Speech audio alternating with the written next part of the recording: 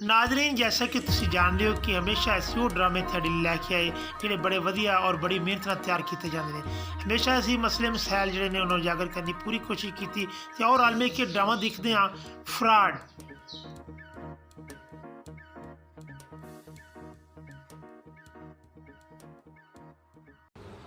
नूर जी चाह नहीं बनी पुत्र? हाँ जी अब्बा जी आ रही हैं बस। सवेर दी लगी हुई चाह बनाने। अब्बा जी बस मैं चाह लेके आ रही हूँ। ਨੂਰ ਪੁੱਤਰ, ਮੈਂ ਤੈਨੂੰ ਪਤਾ ਕਿ ਡੇਰੇ ਵੀ ਜਾਣਾ ਹੈ, ਮੈਨੂੰ ਬਹੁਤ ਸਾਰੇ ਮੇਰੇ ਕੰਮ ਕਰਨ ਵਾਲੇ ਨੇ ਤੇ ਤੂੰ ਚਾਹ ਬਣਾਉਂਦੇ ਮੈਨੂੰ ਦੁਪਹਿਰ ਚੜਾਤੀ ਹੈ।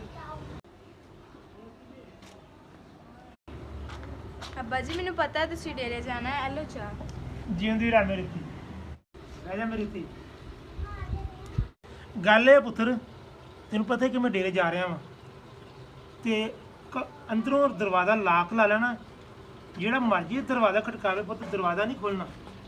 ਤੈਨੂੰ ਪਤਾ ਹੈ ਕਿ ਮਾਹੌਲ ਠੀਕ ਨਹੀਂ ਹੈਗਾ ਤੇ ਜਦੋਂ ਦੀ ਪੁੱਤਰ ਤੇਰੀ ਮਾਂ ਇਸ ਦੁਨੀਆ ਤੋਂ ਤੁਰ ਗਈ ਹੈ ਤੇ ਹੁਣ ਤੂੰ ਤੇ ਮੈਂ ਹੀ ਰਹਿ ਗਏ ਹਾਂ ਤੇ ਜੇ ਕਾਲ ਵਗੈਰਾ ਵੀ ਆਵੇ ਤੇ ਪੁੱਤਰ ਕੋਸ਼ਿਸ਼ ਕਰਨੀ ਕਿ ਆਪਣੇ ਕਿਸੇ ਅਜ਼ੀਜ਼ ਦੀ ਕਾਲ ਚੱਕਣੀ ਹੈ, ਕਿਸੇ ਬਗਾਨੇ ਬੰਦੇ ਦੀ ਕਾਲ ਨਹੀਂ ਚੱਕਣੀ ਕਿਉਂਕਿ ਹਾਲਾਤ ਨਹੀਂ ਠੀਕ ਹੈ ਤੇ ਮੈਂ ਬੇਟਾ ਹੁਣ ਜਾ ਰਿਹਾ ਪਰ ਪਹਿਲੇ ਮੈਂ ਚਾਹ ਪੀ ਲਵਾਂ। ठीक है अब्बू जी जिवें तुसी कहंदे हो मैं उवें ही करांगी। ਜਿਉਂਦੀ ਰਹੋ ਮੇਰੀ ਧੀ, ਜਿਉਂਦੀ ਰਹੋ। ਠੀਕ ਹੈ ਨੂਰ ਬੇਟਾ, ਫਿਰ ਮੈਂ ਚੱਲਦਾ ਵਾਂ ਤੇ ਤੂੰ ਮੇਰੀ ਧੀ ਘਰ ਦਾ ਖਿਆਲ ਰੱਖੀ ਹੈਂ।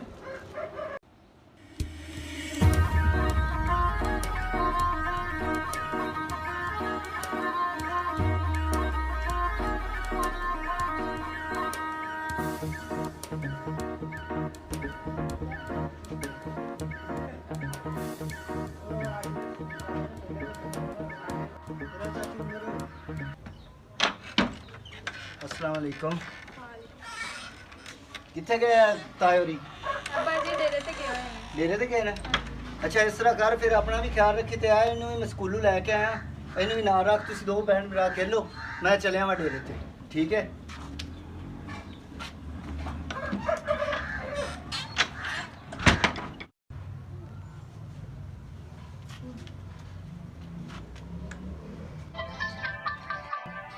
अल्लाह खैर करे, फोन केदा आ गया है?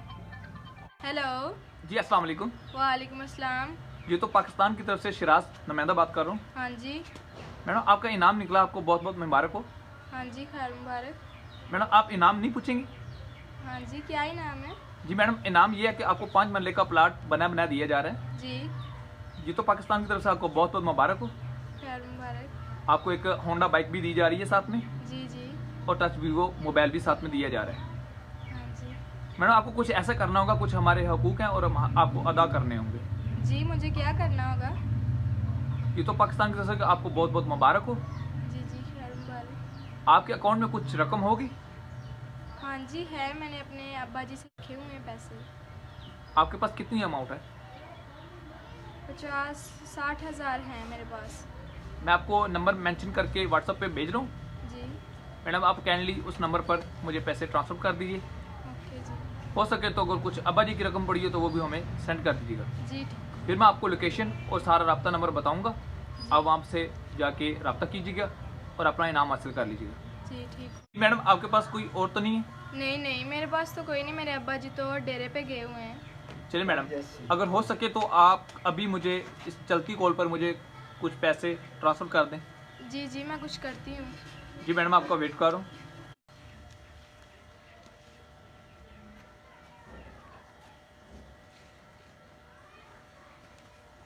जी आपका मैसेज मुझे वसूल हो चुका है, बहुत शुक्रिया।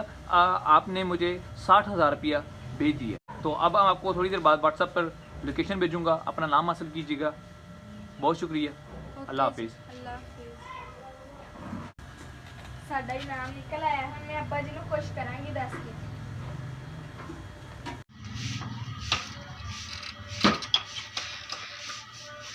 पुत्र भैन क्या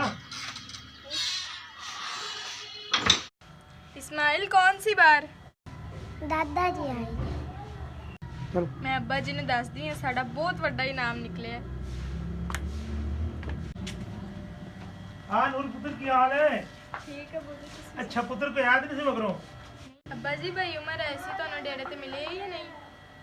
नहीं पुत्र लगता है कि वो कितने अगे निकल के तो मैं फिर घर आ गया, साढ़ा टाकरा नहीं होया।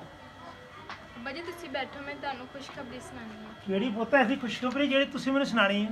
ਅੱਬਾ ਜੀ ਅੱਜ ਆਪਣਾ ਬਹੁਤ ਵੱਡਾ ਇਨਾਮ ਨਿਕਲਿਆ, ਮੈਂ ਬਹੁਤ ਖੁਸ਼ ਹਾਂ। ਹੈਂ? ਕਿਹੜਾ ਨਾਮ ਨਿਕਲਿਆ ਪੁੱਤ ਤੁਹਾਡਾ? ਅੱਬਾ ਜੀ ਮੋਬਾਈਲ ਫੜਾਈਓ, ਮੈਂ ਤੁਹਾਨੂੰ ਸੁਣਾਉਣੀ ਹੈ ਖੁਸ਼ਖਬਰੀ। ਪੁੱਤ ਕਿਹੜੀ ਐਸੀ ਖੁਸ਼ਖਬਰੀ ਹੈ ਜਿਹੜੀ ਮੇਰੀ ਧੀ ਨੇ ਅੱਜ ਮੈਨੂੰ ਸੁਣਾਉਣੀ ਹੈ ਨਾ ਪੁੱਤ ਮੇਰਾ? ਅੱਬਾ ਜੀ ਆ ਦੇਖੋ, ਮੈਨੂੰ ਮੈਸੇਜ ਤੇ ਫੋਨ ਆਇਆ ਸੀ ਜਿੱਥੋਂ ਪਾਕਿਸਤਾਨ ਵੱਲੋਂ ਆਪਣਾ ਇਨਾਮ ਬਹੁਤ ਵੱਡਾ ਨਿਕਲਿਆ ਹੈ। ਆਪਣੀ ਇੱਕ ਗੱਡੀ ਨਿਕਲੀ ਹੈ, ਇੱਕ ਪਲਾਟ ਨਿਕਲਿਆ ਹੈ ਤੇ ਇੱਕ ਕੋਠੀ ਨਿਕਲੀ ਹੈ। ਅੱਬਾ ਜੀ ਮੈਂ ਅੱਜ ਬਹੁਤ ਖੁਸ਼ ਹਾਂ। ਤੇ ਉਹਨਾਂ ਨੇ 60,000 ਰੁਪਇਆ ਮੇਰੇ ਕੋਲ ਮੰਗਿਆ ਸੀ ਤੇ ਜਿਹੜਾ ਮੈਂ ਤੁਹਾਡੇ ਤੇ ਰੱਖਿਆ ਹੋਇਆ ਸੀ ਤੇ ਉਹ ਉਹਨਾਂ ਨੂੰ ਮੈਂ ਖਿਲਾ ਦਿੱਤਾ ਵਾ। ਤੇ ਥੋੜੀ ਦੇਰ ਬਾਅਦ ਮੈਨੂੰ WhatsApp ਤੋਂ ਮੈਸੇਜ ਆਏਗਾ ਤੇ ਮੋਬਾਈਲ ਮੇਰਾ ਅੰਦਰ ਚਾਰਜਿੰਗ ਤੇ ਲੱਗਾ ਹੋਇਆ ਵਾ। ਉਹ ਪੁੱਤ ਕੀ ਕਹਿ ਰਹੀ ਆ?